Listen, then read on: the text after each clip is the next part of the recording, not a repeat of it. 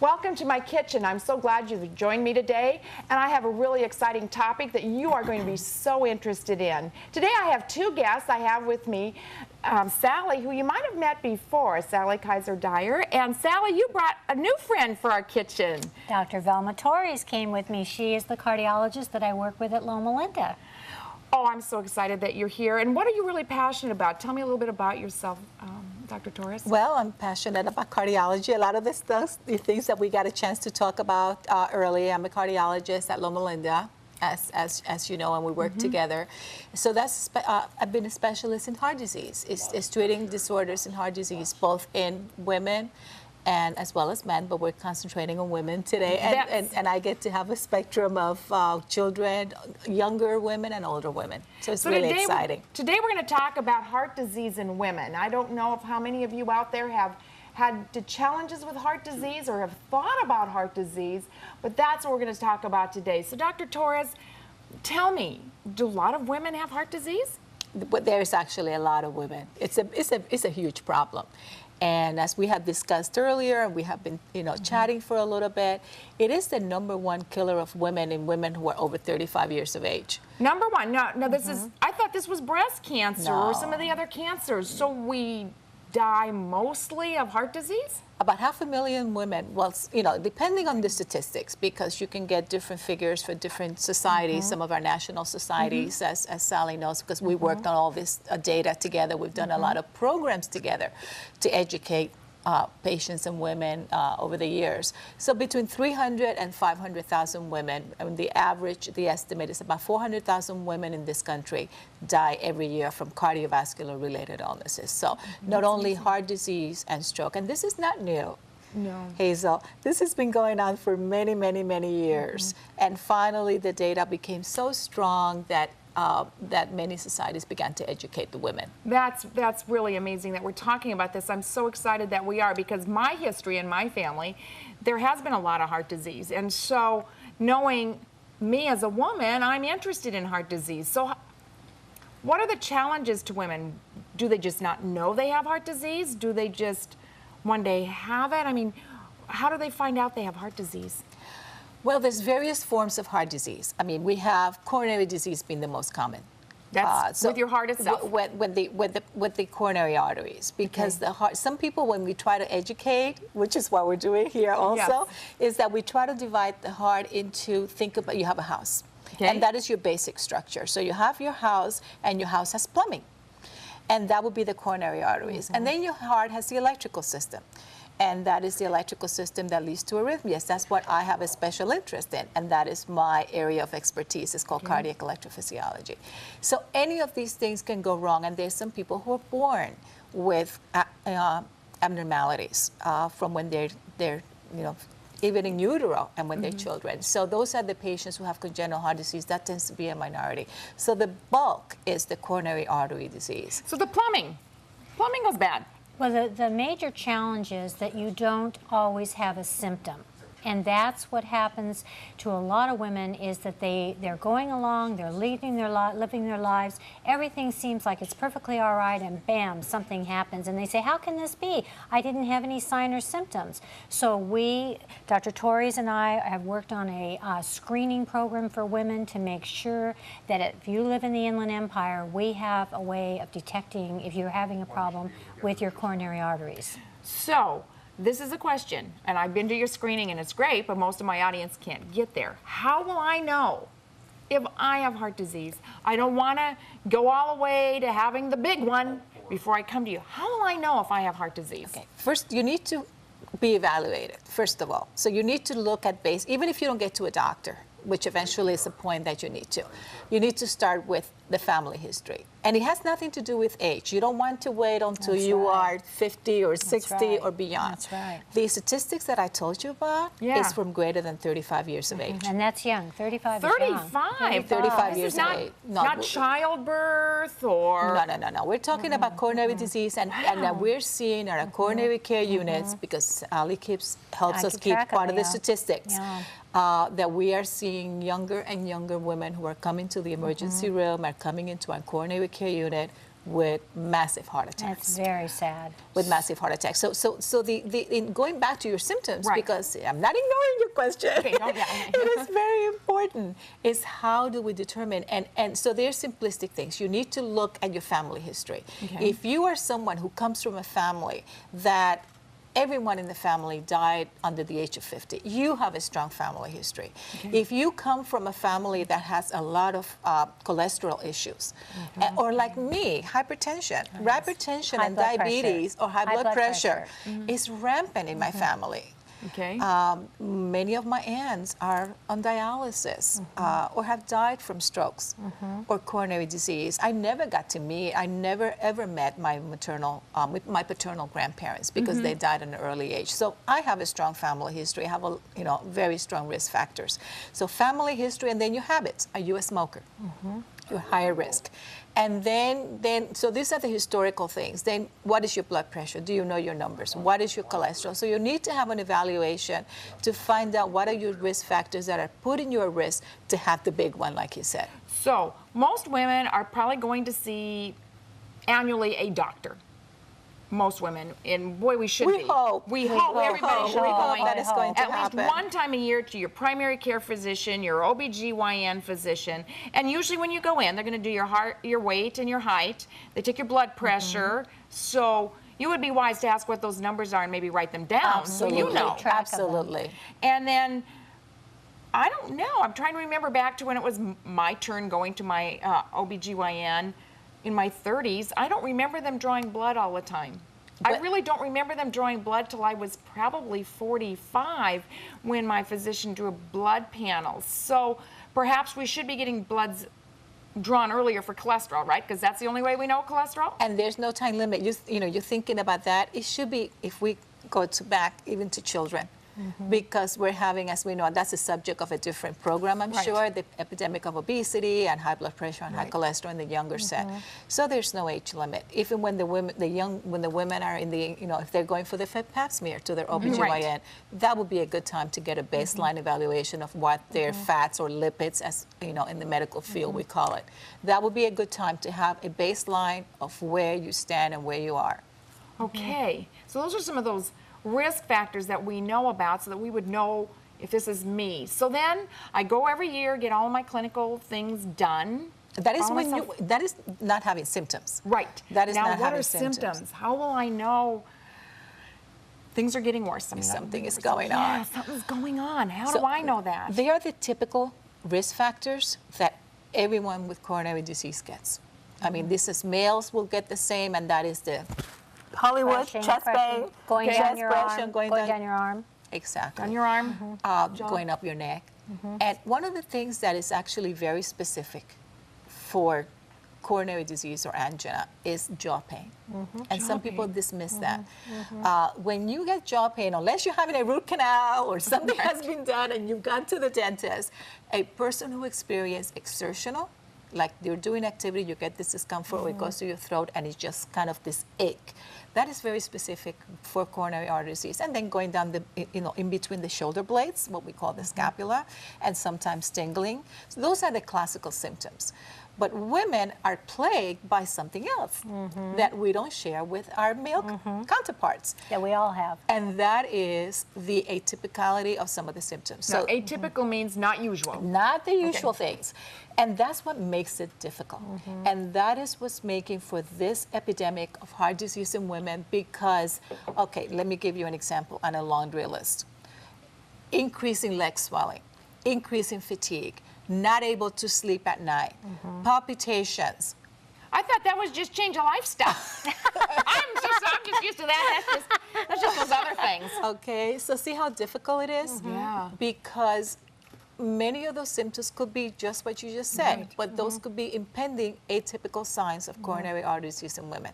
Tell Hazel about your best friend's mother that passed away. Okay, Yeah, okay. yeah. So that is a good example. I mean, I have, when I think about it, I just get goosebumps. I have a very good friend who is a PhD, and she I would go on a number of days to pick up food. She would make certain types of food for me and help me because cooking is not my forte. Like the kitchen. And I got the news one day that she had gone for a nap and she never woke up from her nap. She just laid down and... She laid down because she was going to go do some volunteer. She was going to take some meals as part of her volunteer program. She went for a nap. She was tired. She told her husband, I'm very, very tired. I'm going to go for a nap. Wake me up. I'm going to do this. 2 weeks earlier, she had developed some chest discomfort. But because she was asthmatic, they felt that this was secondary to the asthma and not that she could possibly have heart disease. And she died in her sleep and never woke up. Isn't that just terrible? Well, So, of course, if I have to die, I prefer to yes, be dying in that's my true, sleep. that's But true, here yeah. she is, young, or vital, Contributing, part of the community. giving She's living a good life, and without recognizing that these are the real symptoms of heart disease, because they're so subtle, so small, we just dismiss them. We're just going to carry on. Yes. and she had a warning. She had warnings, but sometimes these are difficult to pick. So the point here is that if you feel there's something wrong and you know your body, you need to pay attention to it. And you need to say, you know, this is not quite right. I'm not sleeping well, and I for the past month, and I am not overstressed. I am not hyper. I don't have anything else that I can pinpoint, but I just cannot sleep. And I'm not going through menopause. There's something wrong. And you need to be able to get to someone who's going to listen to you and have that evaluated. Or if your spouse tells you that. I mean, this goes for men too, not just for women.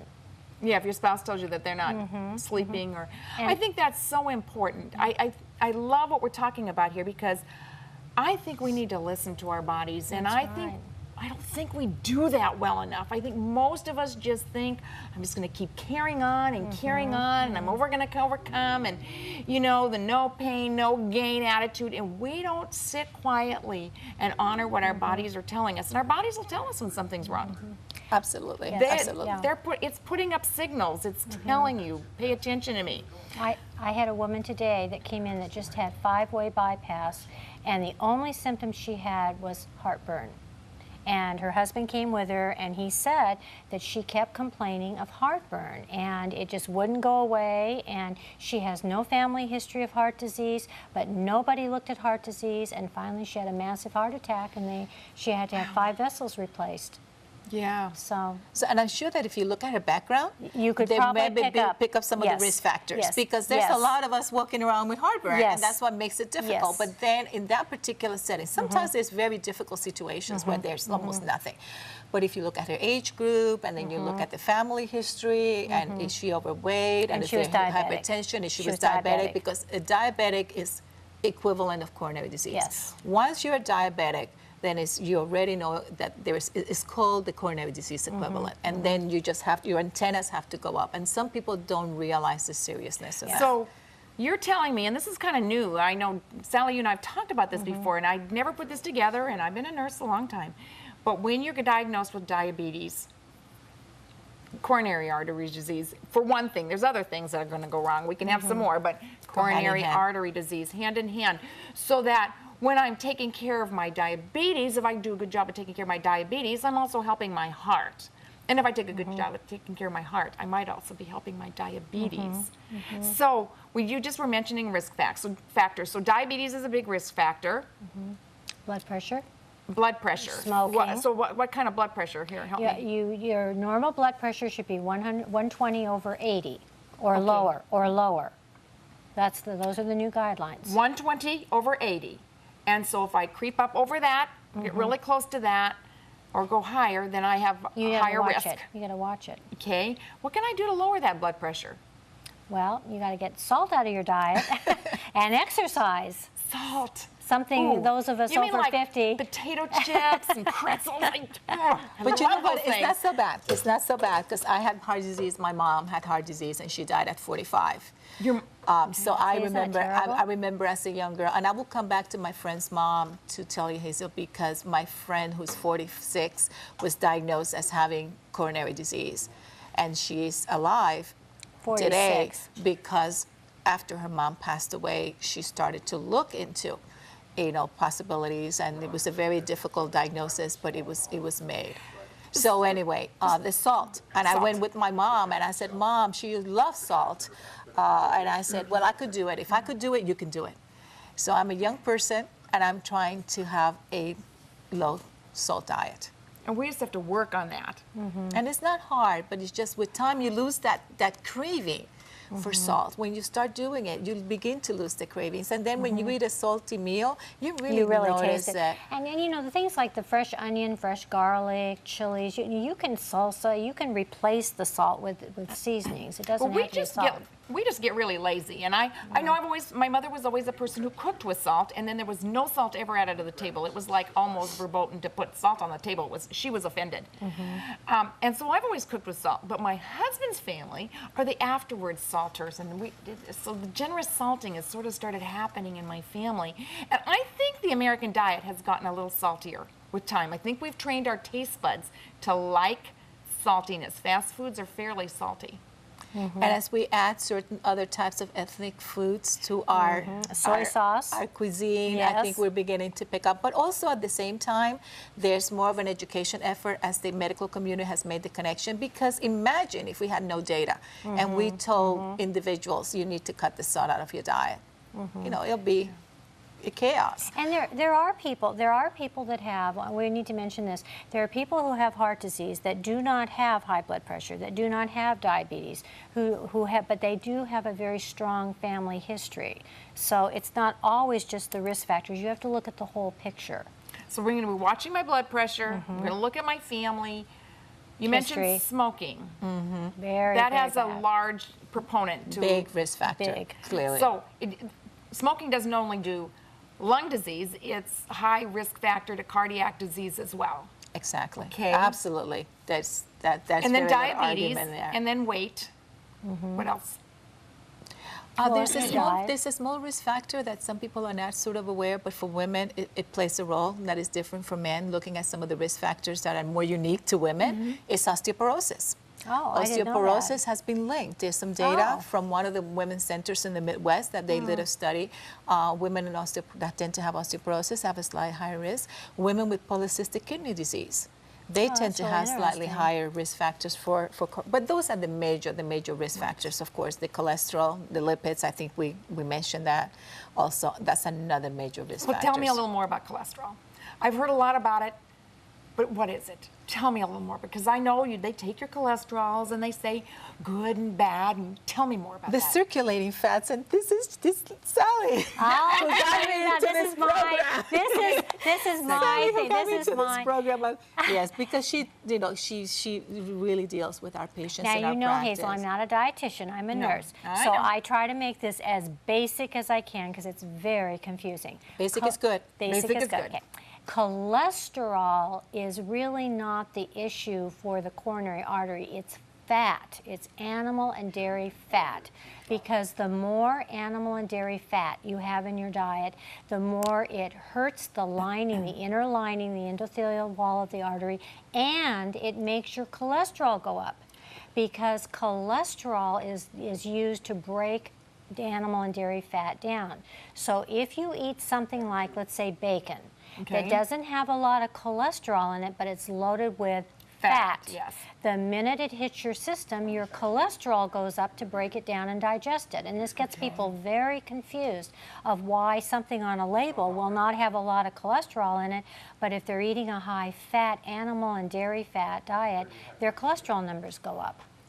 And it's also the indirect part, which you mentioned, is that it's not only the fat itself, it's these fats have all this inflammatory injury. On the wall. They have an inflammatory what? It's the damage to the wall. There's all these substances, the way they change, the way the fats are changed, that it has a damage of inflammation. They create inflammation of the wall of the arteries.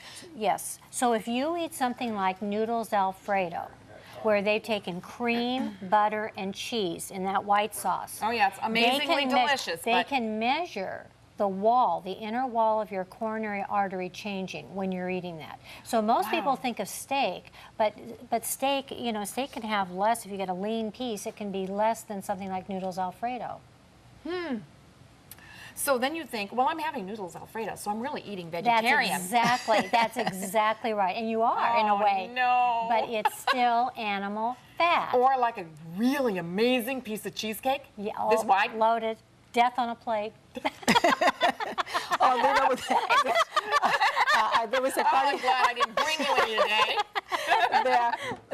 or like one of our cardiologists used to call them LAD torpedoes. Oh. Now that may not mean anything to us, not medical, but one of the major coronary arteries is the left LA. anterior descending, and the abbreviation is LAD. So these are torpedoes directed directly into that vessel to plug I don't it out. know if you've ever had a large meal, one of those holiday meals where you eat and you just kind of get up and you go, oh, my arteries are groaning. I mean, I've said that.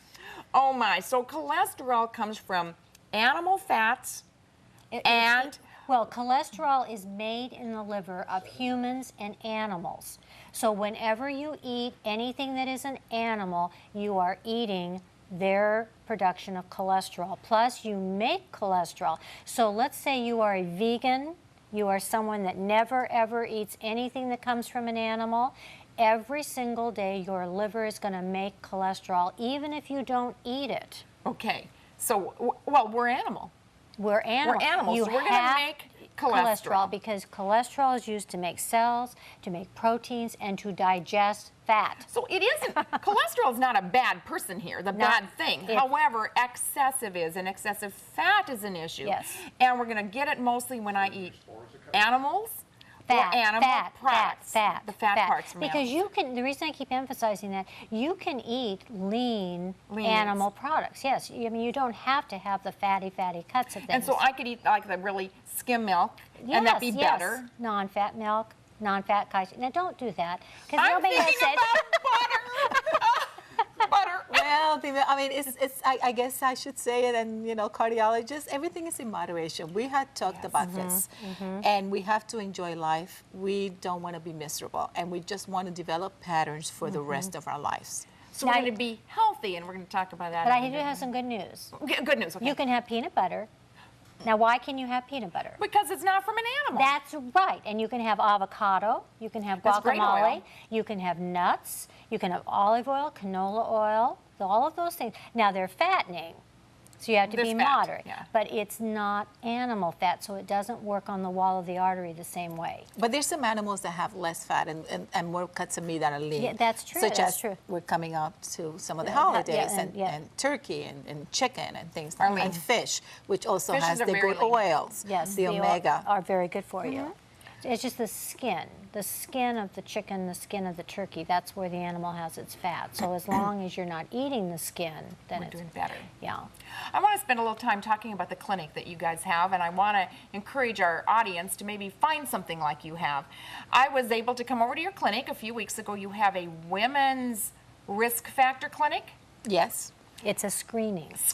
And it was really exciting because I went there, and my experience was really great. I was brought in, someone weighed me and measured me. That's always a little disconcerting, but okay, I have to live with it. It's me. And then they measured my waist and they measured my hips. Why do they do that? She likes to do this. Well, Most important, the waist to hip ratio. when you have abdominal belly fat, it's unfortunately a bigger risk factor than when you get your fat like I have it down here, the down pear, here. the pear Yeah. figure. So the more abdominal fat that you carry, the higher the risk for the internal organs of problems there. So that's why they're always looking for that. And so they're measuring you to be less than 35 around the waist? Well, if you're in good shape, I don't like to put a number. I have a problem with a number because, like, look at you and I. You're a lot taller than I am. I have a petite frame. You probably don't have a petite frame. No. So you can't compare the three of us, where everybody's different. So the idea is you try to get as much of your belly fat down as you can. And decrease it because it's a Decrease it. It's reflection very of what important. will deposit Yes. around the coronary arteries. And we're emphasizing coronary disease, but it's cardiovascular disease. And one thing we cannot forget in this conversation is stroke. Yes. Yeah, tell me a little more Because about the stroke stroke is very issues. disabling. The same way that the coronary arteries get, the plaque, many people are familiar, the same blockages. And hypertension can cause, it's like blowing a gasket. with a very high blood pressure. And once the brain is damaged, the brain does not recover. And we do not get it back. We don't get the hard tissue back the same way. So once it's lost, and you don't regenerate those tissues. You can regenerate liver, you can regenerate your skin. So hypertension itself, without any of the arteriosclerosis, can lead to stroke as a risk factor. And then you have the blockage of the cerebral arteries that can cause to a stroke, and cause devastating. And then there's another related to what I do, and it's an arrhythmia, which is becoming popular, and now patients will see some of the advertising on television with some of the drugs that are used for clotting is atrial fibrillation. A rhythm abnormality where the heart is very, very irregular. So it's a quiver, it's like a bag of worms where there's not a very coordinated electrical activity.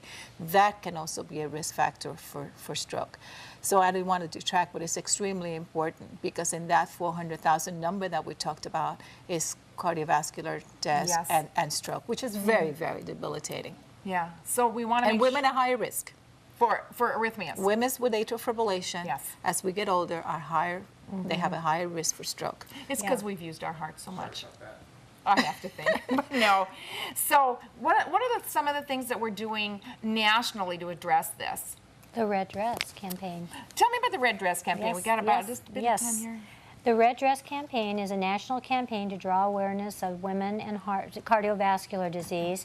They have funding. They have the American Heart Association has walks. They have all sorts of different jump rope activities for children, but it's to raise awareness for women with cardiovascular disease. And I know in February, every Friday, we're supposed to wear red dresses. Well, usually it's one particular. You can wear it every Friday. Well, I like to wear it every Friday. But there usually is a national Wear Red Day. And so we tell our male doctors that if they're real men, they'll wear a red dress on their collars. And we usually have very good response. And I get my husband. So of all of us, if we can get our husbands, brothers, sons, everybody to wear this red dress, because this is the #1 killer of women. And we have to give credit to the women who were survivors and women who had heart disease, who had surgery, who began to increase awareness and began the red dress movement. And then also the American Heart Association embraced it, as well as the American College of Cardiology. So we have a number of national societies that are working towards decreasing the deaths in this country. And we're actually beginning to make progress. Joining us today in talking about your heart and your health. I hope you take your heart very seriously. Do the things you need. Go see your doctor. Ask the important questions. Don't ever be afraid to ask the important questions for your health. It is your health after all. We want you to stay well. We want you to be happy and just experience the joy.